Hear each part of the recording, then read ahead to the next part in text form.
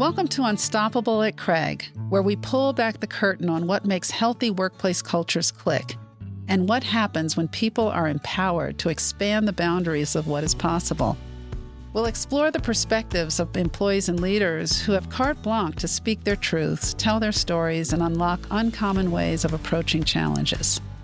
I am Dr. Jandel Allen-Davis, CEO and President of Craig Hospital, a world-renowned rehabilitation hospital that exclusively specializes in the neurorehabilitation and research of patients with spinal cord and brain injury. Join me as we learn from people who love what they do and what happens when fear doesn't stifle innovation.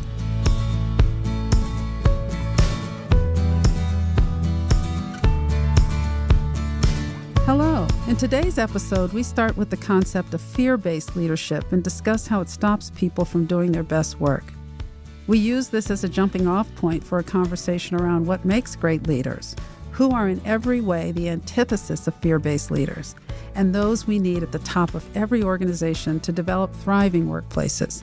We touch on many different concepts of what makes a strong leader, so buckle up. This is the second episode of a two-part series, so if you haven't listened to the first one, I do encourage you to go back and do so, and then come back to this one.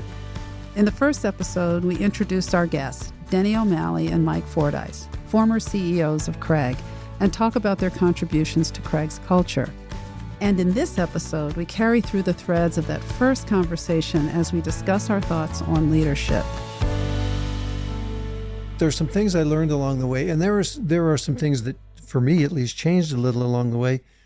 One thing that I believed very early on is organizations need to drive out as much fear as they can. Fear is, forgive the expression here at Craig, but fear is paralyzing. People do not do their best work when they're afraid to screw up, afraid to make a mistake, whatever. So I tried to drive out fear and replace fear with fun. Because when people are relaxed, they do their best work. And when are people inclined to be relaxed? It's when they feel confident about where they are. It's when they feel like they're having a little fun at what they're doing. So I think those are concepts that organizations often don't appreciate fully, and I think they work pretty well here. It's certainly not foolproof, but they work pretty well here. I can tell you that we had, and you had, Mike, and I know you probably have, Jandel, or if not, you will, opportunities for Craig to succumb to the urge to merge or to become part of a bigger organization. And I fought that vigorously. I didn't really have to fight it, but I mean, we rejected the opportunities that came our way, and there were many. And why did we do that? Well, I think it's because I understood, and fortunately the organization did and the board, that our culture was something special, that the intimacy of the healthcare transaction here at Craig was unusual and unusually strong. And to become part of another organization that maybe could never fully understand the importance of culture to outcome here, I was afraid that would be compromised, and that special kind of atmosphere that we had here might not be replicable or even something that could be perpetuated with a much larger organization that had a different set of values. So I resisted that, and in retrospect, I'm glad we did. Now, there were other pragmatic reasons too, but that was because we were independent. We were the Switzerland of healthcare. Yeah. We wanted to have referrals come from all the healthcare systems. So to align with one would be, in many respects, political suicide in the eyes of the other. Exactly. So we wanted to be the place where anybody with a spinal cord or brain injury could come, regardless of what system they originated in. Right. And we were going to rise above, be loyal just to your system. It was instead be loyal to the patient and what they need. Yeah. Mike told me that. Still knock on the door. Everybody in the healthcare operations would love to be able to say that Craig's part of their family. Yeah. Clearly. Yes, we were popular. Yeah. Well, I think we can tell them we are. Yeah. We'll take care of all your patients. I remember being asked that question in that first round interview. And exactly to your point, I said, if you get with one system, you're with that system. And more importantly, you haven't helped at all curb the healthcare cost conundrum we find ourselves in, because then everybody's going to try to do it. And that just increases cost and does not necessarily, in fact, you can pretty much guarantee it's not going to comport well with And sometimes quality. you have to be careful how you walk that plank with these partners. Being an independent hospital is an anomaly today. I mean, it's a rarity. I'm glad it's something that we've been able to sustain. And now they both look at me and say, so what are you going to do about it? I was not only asked about it in your, in the initial interview about this notion of independence, but back to the inclusive way that input is given to making the big decisions around who gets to come and hang out at Craig. Every single one of those interviews that I had over 2 days here in the second round, this subject of independence came up. And I said to them, I think you're wise to stay independent. But it's not enough just to say, I want to be independent. You have to be strong and independent. And strength, under strength, it's not, I don't mean that as a mushy word. I think it is part of culture, but it also means some, paying attention to what's happening in the markets outside. You got to bring the outside in. You got to watch, frankly, you got to keep your arrogance and complacency a bit in control, because you can begin to think you're the best and not be necessarily open to new ideas or new learnings from others. And so it did happen. Mike said, someone will knock on the door and want to have a conversation. It's like, I hadn't even been here 4 months and it happened. No, it's happening. And what I did is I sat down and said, we need to have some deep conversations about why it's important with the teams and with the staff and with the board. And so we've done that. Then we're approached by DU would you be willing to write a business case, to be the subject of a business case? And the reason had nothing to do with the topic, because I did end up saying this would be a cool one to write about, this whole topic of independence. It was because most of the protagonists in business cases and business schools look like you two, white males. They don't look like little black girls or women. And so I said, I think that would be great. And I said, and I know the one I want us to do. I'd love them to write one on independence, because most business school cases are on mergers and acquisitions, to your earlier points. And so we have that out there. And we are now thinking about it back to how do you make a great place better? The worry for me about this whole notion of independence, and this is a lesson for lots of sectors or industries, not our own, is that if you don't take a moment to answer the build or buy question, you can get your cost structure super heavy, because you have this sense that, well, they got it, but they'll want us in, so we'll just build it. And then it's not sustainable. So we are partnering the discussion of independence in some ways, what you said about the SEL story. I don't know, obviously, the whole story or even a tiny bit of it, with the idea of where are there opportunities to even deepen or strategically partner with others to provide some of the services for our patients that it doesn't make sense for us to necessarily do. So we're continuing to move it along, but by God, not on my watch is what I say. One of the things I learned over time was it's easier to identify the external threats to your culture, things that change on the horizon in healthcare and reimbursement and all those sorts of things. Those are easy to see coming at you. But the ones that are more insidious and that are almost in some respects more dangerous are the internal threats to your culture. And those are not conscious, but there's a movement within some element of the staff or certain leaders who want to try to take you in a different direction because maybe they're bored and they want to do something to change their landscape a little bit. So they say, I want to do this and so on. And we always would have to challenge ourselves and say, does that help promote the culture that we want to preserve? And that's not always easy to do, because you have to try to balance, personal growth and organizational values. But we always worked our way through it. But I think part of the job of the leaders is to identify those internal threats and say, how are we going to, find the right answer to that? How are we going to work through that? And that was interesting.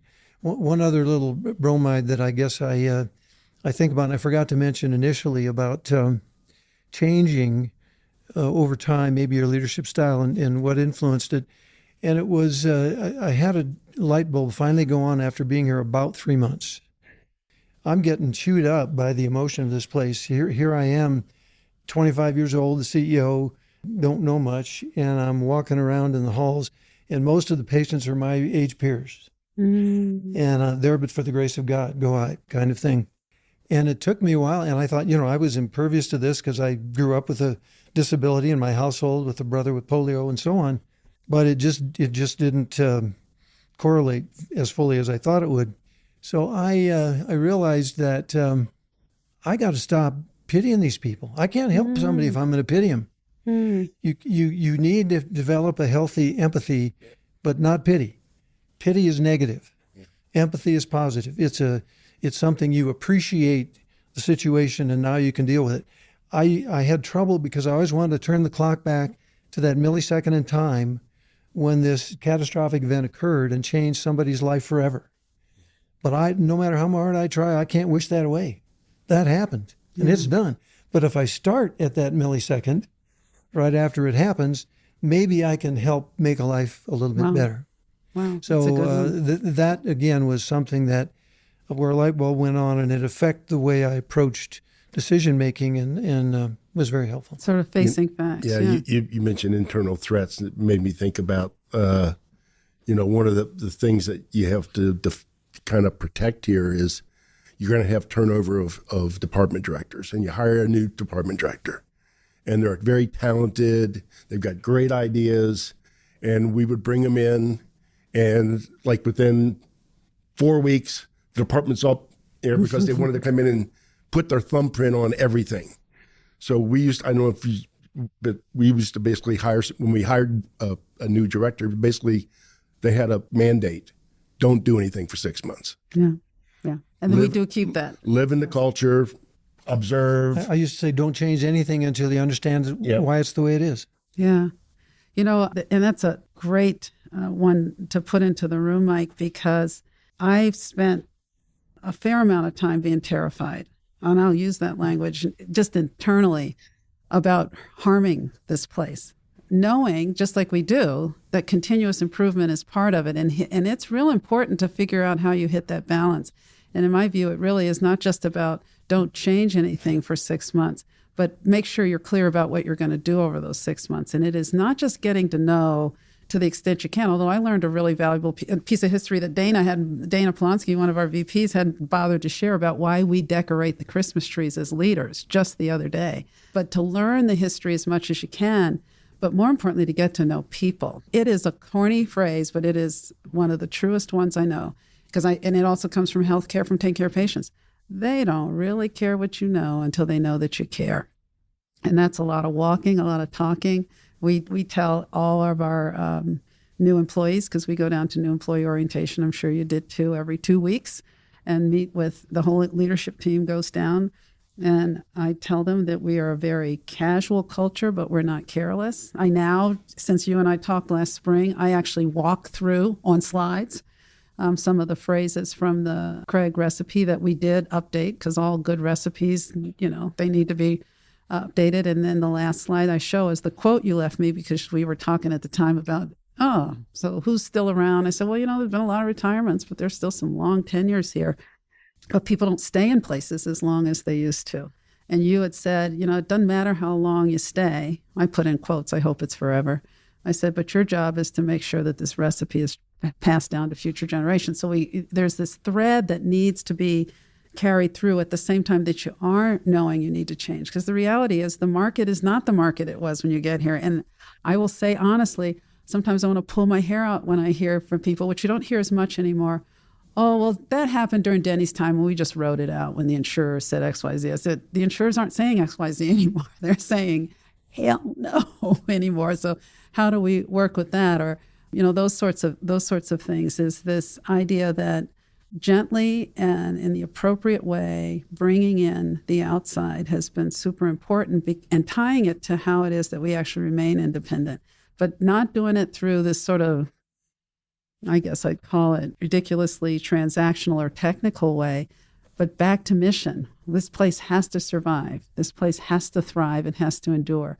I remember, and Mike, this was when we were still in our overlap period, because there were 10 retirements and I started on October 1st too, 2018, so 10 years later, but there were 10 retirements between October and like March or April of the following year. So that little tiny bit of time. And they were all people who'd been here 30, 40, a lot of 40 or darn near 40 year tenures. And I've never told you this story, but I remember for Lee Means, who was our director of facilities and had environmental services and, that whole thing, saw you two side by side through a couple of builds and expansions, I'd imagine. And his party down in the cafeteria, and to see, police and fire and construction company leaders and architects and old timers who came back from all over, whether they were therapists or other folks who worked alongside Lee. And you were there, Denny, I remember, and you all told stories, and you told these amazing stories. And see, okay, here we come. There's going to be more tears, so I'm just warning you guys. And I stood in the back and I listened to this and I watched this, and then Mike, you spoke, and you all, and it was just this thing that, first of all, it's rare that you see it that way. I mean, if you think about typical retirement dinners, we're all buttoned up and they roast them, which really is a not so nice way of saying what you wanted to say. They were in charge, whoever the they is. But I stood in the back and I said, I can't have 30 or 40 years of this. They'll have me in a wheelchair by then.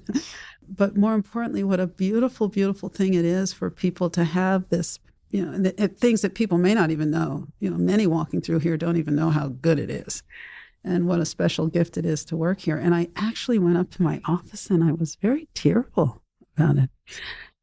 And so I'd wonder through that lens, it'll be interesting to see what I'm like, how much blubbering I'm doing when it's my time to say to the board chair, it's time, or whoever. So what was it like to know that you both got to end, as I will too, given my age, your careers in a place like this? And what did it mean, Mike, to be the leader of this great place for 10 years? Denny, I think, mentioned it already. It's not an easy place to leave. And knowing that the announcement had been made, we've already announced that you were coming. There are many times that I would look at Veronica Trimble and say, let's pack up my stuff. Let's go out the back door, put it in my car, because I can't say goodbye. Yeah. Yeah. It was a rare honor. I mean, to be able to be, for me, in one organization for 35 years and its alleged leader for 34 of those was an amazing experience. But it was, I tried to be sort of the paternal figure in my own family, but I lived with Craig Hospital's family much longer than I lived with my own. I mean, I have 3 daughters and wonderful daughters, and they've gone on and expanded the family and grandkids and the whole deal, but they were only under the roof for, 18, 19, maybe 20 years. And Craig was under my roof for 35. Right. And it was not just a job. It was a vocation. It was a way of life. And a way of life that, you leave Craig, but it never leaves you. I hope that's the way most people who have come through these doors, regardless of the length of their tenure, feel. That Craig will never leave them, that it was an experience that touched them in a way that had a lifetime impact. That was certainly true for me. So much of the way I view life has been influenced by, being here. And I mean that in every way, and I'm not going to get into them all, but I mean that in terms of how I interact with people. I mean, it's affected my politics. It's affected all kinds of things that stay with me. But at some point, as Mike said, and I think this becomes very important, and you're the one that will have to face this next because we've already done so, and that is to say, when's the right time? When's the right time? I left this job, the day I left it, I loved it more than any time in my entire career.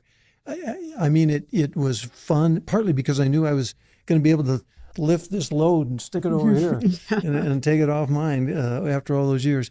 But it was more fun in so many ways. And yet, I knew it was time. Why would you leave somewhere where you're never having more fun? Well, because there was something inside of me that said, I'm concerned that I might start cutting corners, that I'm going to start making decisions just by rote because I've done it so many times. Oh, that again.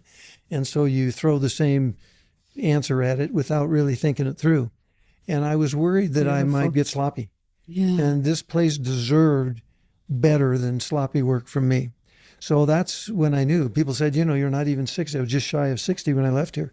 So I had a few, hopefully, good years left. I knew it was time. And you'll know, I don't know when that'll be, but you'll know.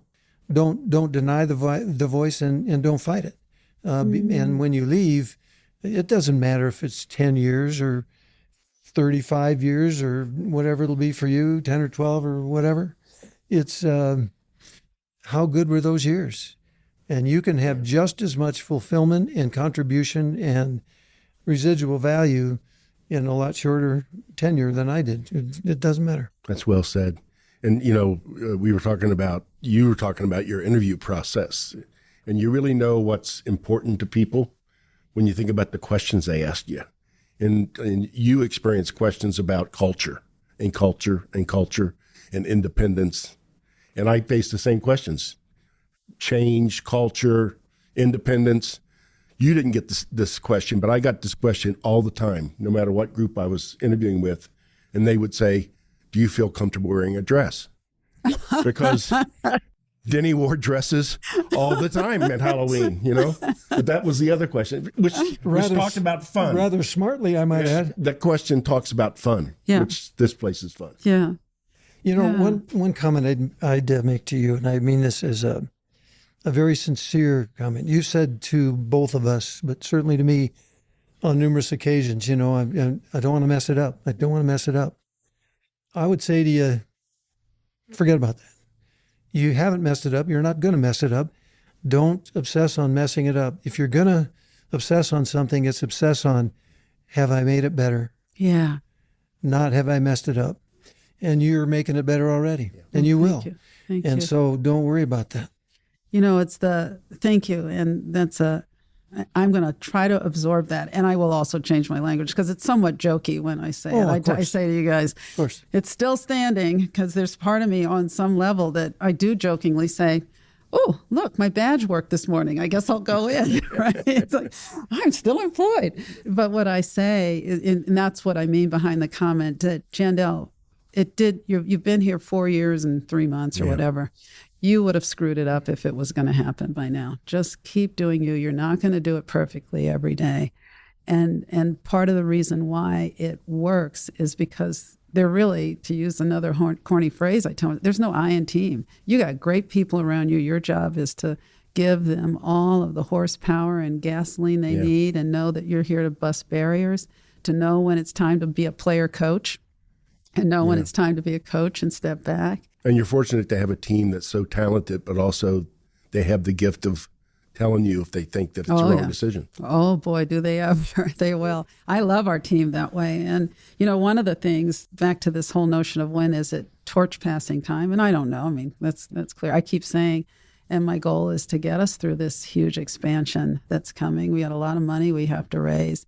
The way that we arrived at what we want to do, it's all so patient and family and community centered. This whole, whether it's the outpatient work, whether it's beginning to think about pre-rehabilitation so that the folks who hit the door for rehab are ready to do rehab, and we're not helping them still recover from either complications that happen in ICUs or they're still healing, because the desire to be here, just so you all know, the wait list is 60 to 70 deep.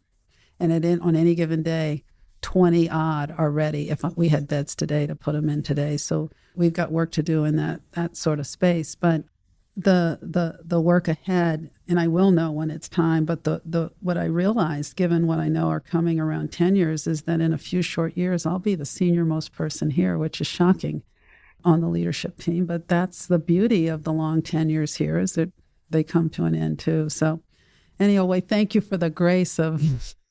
Stop saying that. You haven't screwed it up yet. And we won't. The people here are too beautiful. And I think they like me enough that they're not going to let me screw it up, to exactly your point. So when you think about that 10 years and 34 plus 1 years being here at Craig, your life, you didn't go home and sit in rocking chairs when it was over. I know that about both of you. Were there things in terms of how your leadership did develop, or as you said, Mike, things that you had just continued to mature that you'd worked on for years and years before, that you took into the work as leaders in terms of things you're doing now or did after? Just a few words about what those particular things might have been. Yeah, well, I did independent healthcare consulting for about 9 years after I left here, and then became the interim CEO of the Denver Zoo while they did a national search, which I told them should take about 6 to 9 months, and I left there 18 months later. But it was actually, it was great fun and a good experience. But I'll tell you something that was really enlightening to me. I never really fully appreciated how good this organization is until I was intimately involved with some others. Consulting, going in and seeing how others work. Not that they're terrible organizations, but the stuff that we did here that worked. And I went to the zoo and the same thing. And I drew so much on my Craig experience at the zoo. The main thing they needed, because they'd gone through kind of a tough time with the leader they'd had there. And I was asked to do the job. And I said, I'm too darn old. You need somebody with more tread life left on their tires, but I'll help you through the transition. And I realized they needed some real turnaround in morale. They were kind of at a low point, and I had been on the board in the past, and the zoo had generally very good morale.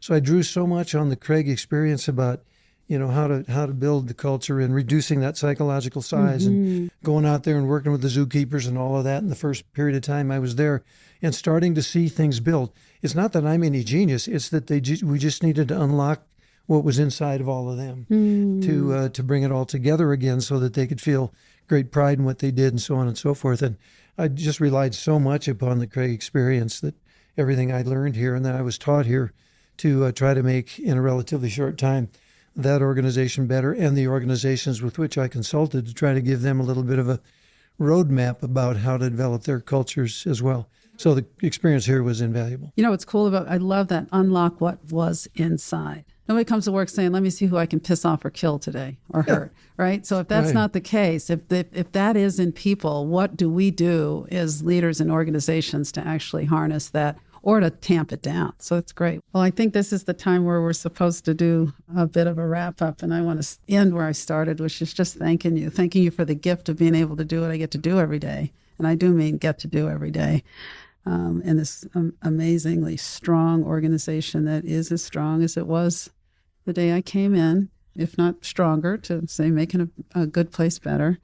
But then also just for the gift of your friendship and staying connected, however often it happens. It's a comfort to me knowing you both are out there and that you have stayed in whatever ways you have connected to others here too, because I think that's important.